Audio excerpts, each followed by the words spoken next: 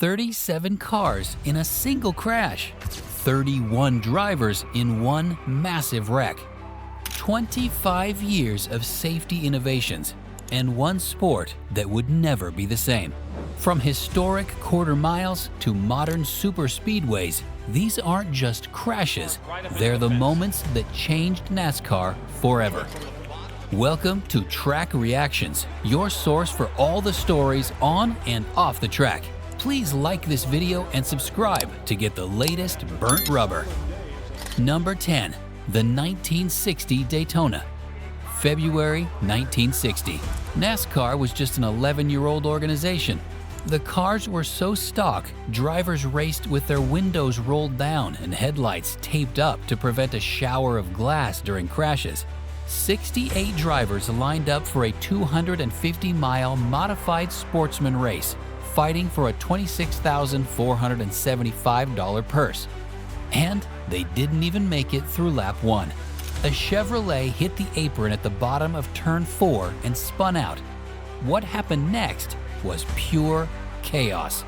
Among the casualties, two names that would become NASCAR legends: Wendell Scott, who would later become NASCAR's first black race winner, and Ralph Earnhardt, yes, Dale Sr.'s father. As Ralph told the Charlotte Observer, "I've been running modifieds a long time, but I've never seen anything like this one today. The miracle? Nobody died. 5 drivers went to the hospital, but all walked away. Even more incredible, not a single fire, despite fuel tanks cracked open across that car graveyard." For Daytona International Speedway, it was a rude awakening. The track was just a year old, and until that day, it had a perfect safety record. Number 9. The 1964 Indianapolis 500. Now, some might say the 64 Indy 500 doesn't belong on a NASCAR list, but this crash changed American motorsport forever. Dave McDonald was known for his skill behind the wheel, but on that fateful day, he was wrestling with a car that other drivers had refused to drive. Even Formula One champion Jim Clark had warned McDonald to get out of that car. By lap 2, McDonald's nightmare became reality. His car spun coming off turn 4, hit the inside wall, and erupted into flames. But the horror wasn't over. Eddie Sachs, trying to find a way through the chaos, had nowhere to go. His car slammed into McDonald's burning wreck. The explosion that followed marked the first time in history that the Indianapolis 500 stopped for an accident. Sachs died instantly. McDonald, despite being pulled from the wreckage alive, succumbed to his injuries at the hospital. The crash sparked a revolution in racing safety. Within a year, USAC mandated a switch from gasoline to methanol fuel. The racing world had learned its lesson in fire and blood. Number 8. The 1987 Talladega. Bobby Allison's crash at Talladega didn't just change NASCAR, it revolutionized how we think about speed in racing. Coming down the front stretch at over 200 miles per hour, Allison's car suddenly went airborne. Like a missile, it slammed into the catch fence, tearing down a massive section. Parts of his car scattered into the grandstands. The aftermath? NASCAR finally said enough was enough. They introduced restrictor plates, devices that would limit engine power and keep speeds under control at speedways. The irony?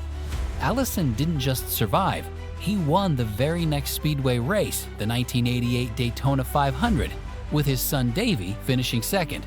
It was the first restrictor plate race in NASCAR history, a direct result of his own terrifying crash. Number 7. The 1991 Glen. Watkins Glen's challenging road course became the site of NASCAR's darkest day in years, when J.D. McDuffie's life ended in turn 5. McDuffie was a true independent, one of the last of NASCAR's owner drivers.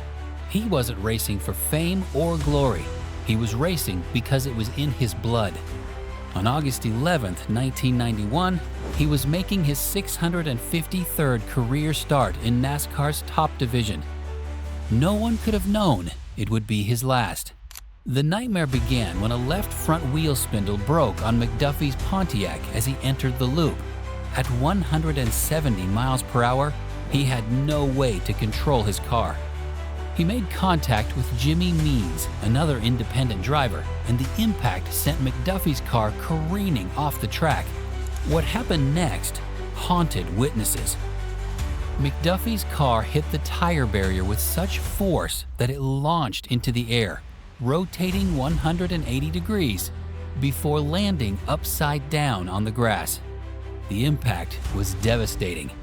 McDuffie suffered a basilar skull fracture, the same type of injury that would later claim Dale Earnhardt's life, and died instantly.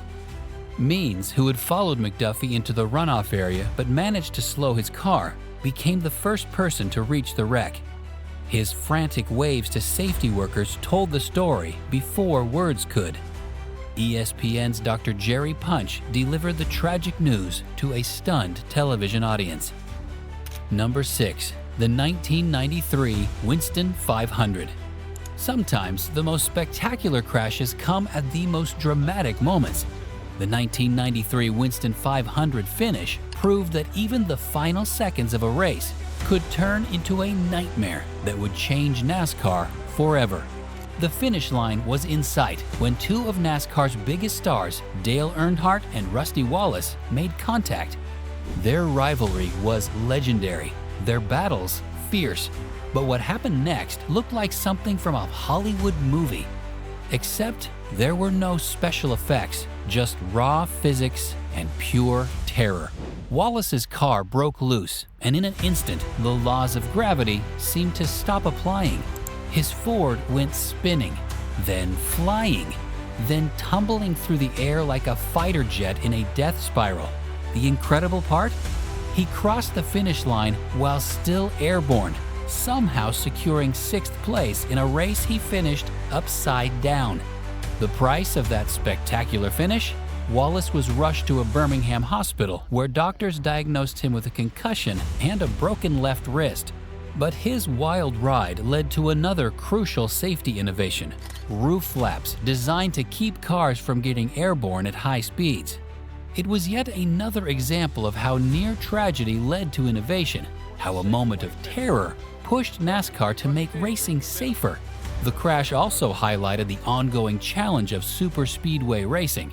Even with restrictor plates in place after Bobby Allison's 1987 crash, cars were still finding ways to take flight, a problem NASCAR would continue to battle for decades to come. Number 5. The 2000 Daytona 250. If you want to understand why they called Jeff Bodine's crash a miracle, just watch it frame by frame. His truck didn't just crash, it disintegrated in one of the most violent accidents ever captured on a NASCAR track.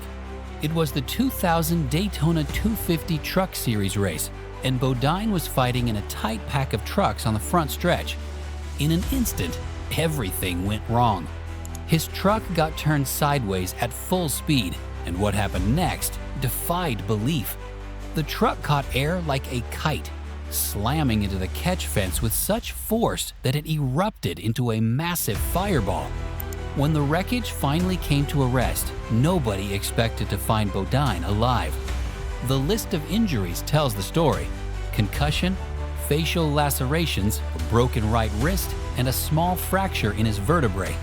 But here's where the miracle comes in. Bodine not only survived, he returned to racing just 10 races later. Number 4. The 2001 Daytona. The term Big One became permanently etched in NASCAR vocabulary on lap 173 of the 2001 Daytona 500, when 18 cars created a symphony of destruction that would foreshadow an even darker moment to come. It started innocently enough. Robbie Gordon got into the back of Ward Burton's car in the middle of a tight pack. But what happened next was anything but ordinary. Burton's car turned left into Tony Stewart's right rear, and suddenly Stewart's car was airborne. Fox commentator Darrell Waltrip's words captured the moment perfectly. "It's the big one, gang, it's the big one. It's what we've all been fearing in this kind of racing is gonna happen." Stewart's car tumbled across the track like a thrown dice, collecting car after car in its wake. The crash collected a who's who of NASCAR stars: Stewart, Bobby Labonte, Mark Martin, Jeff Gordon, and Dale Jarrett. The track looked like a parking lot gone wrong, with crumpled race cars scattered across the asphalt. The red flag flew, stopping the race as crews worked to clean up the massive debris field. But this massive wreck, as spectacular as it was, would soon be overshadowed.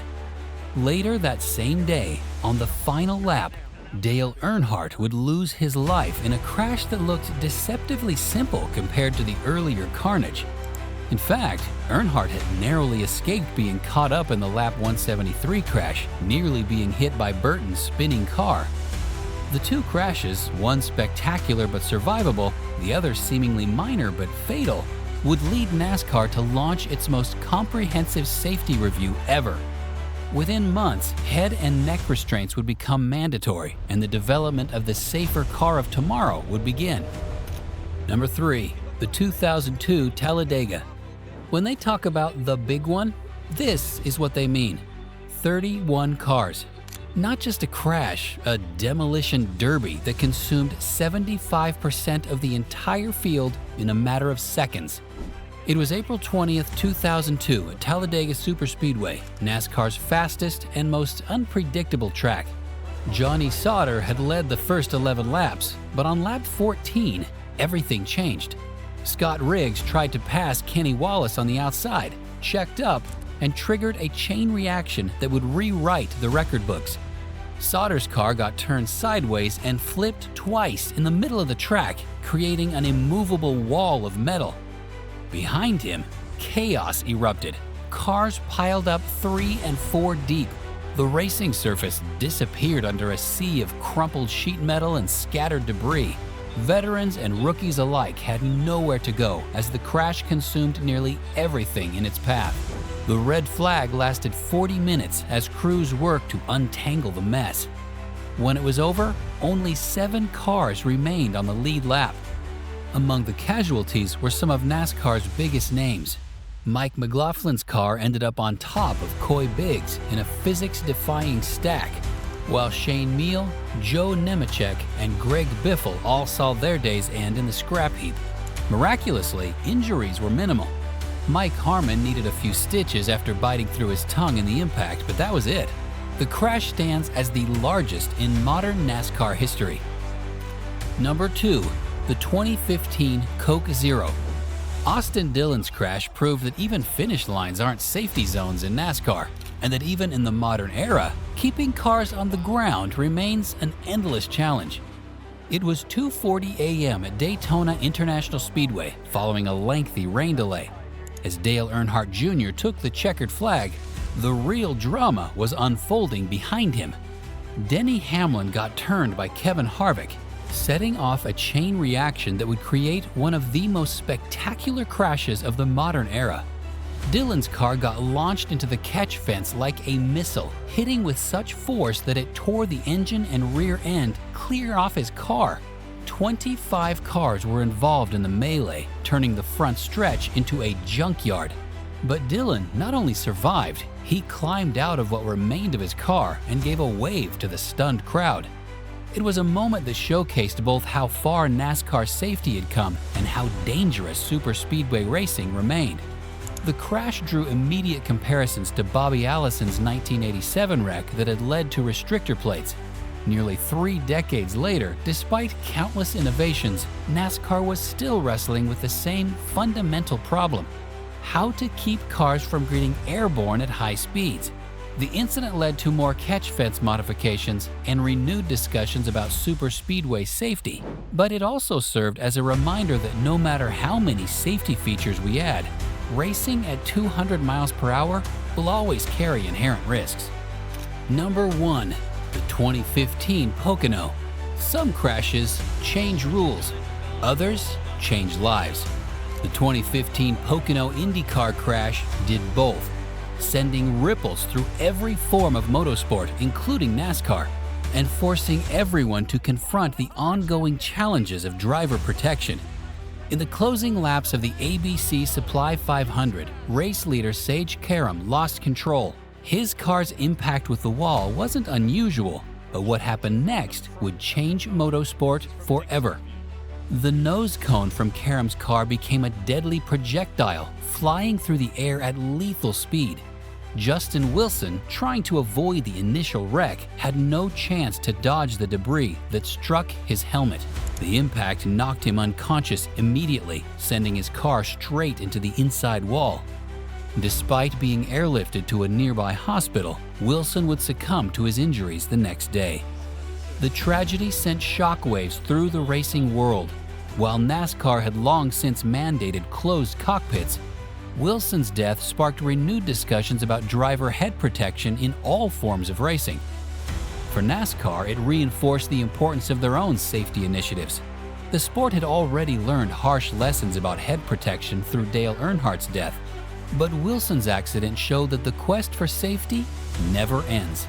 From that massive pileup at Daytona to the tragic loss of Justin Wilson, these aren't just crashes. They're the moments that forced racing to evolve.